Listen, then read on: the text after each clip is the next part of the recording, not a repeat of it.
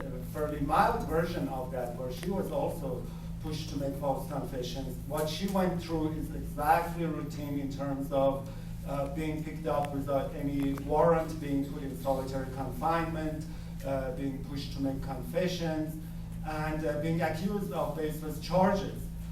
So we're grateful that she's joining us here today to advocate for all the prisoners she left behind, as well as all the people who have been recently detained.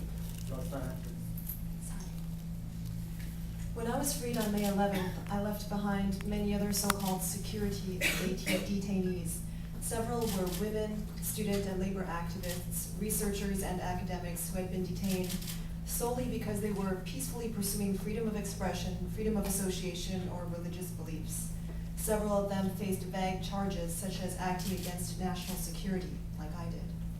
Now, during Iran's post-election unrest, hundreds more security detainees have joined them.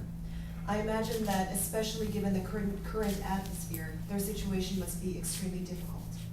They are detained without due process of law, and the whereabouts of most of them are unknown. They have little or no contact with the outside world. They are likely under severe psychological and, in some cases, physical pressures. Many may be forced to make false confessions, and they have no access to lawyers. This is very similar to the treatment that I received. There are well-founded fears of torture, ill treatment, and even executions coming up in the near future, as well as televised forced confessions by detainees.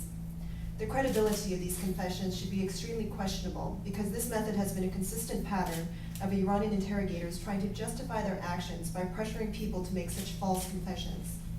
Even in ordinary times, it is difficult for the media to cover these issues in Iran. Now, of course, it's even tougher. The international media have been facing growing restrictions on their reporting. Local media are being tightly censored, and many journalists have been detained. The Iranian authorities have been trying to impose a news blackout. But just because viewers around the world aren't seeing or may not be seeing certain events and developments in Iran, it doesn't mean that these things are not happening. Other headlines have naturally begun to compete with the Iran story, but please don't let it fade. Both the Iranian authorities and the Iranian people need to know that the world is watching and cares about what is happening inside the country. Thank you. Thank you, Roxana. Exactly a year ago, on June 25th,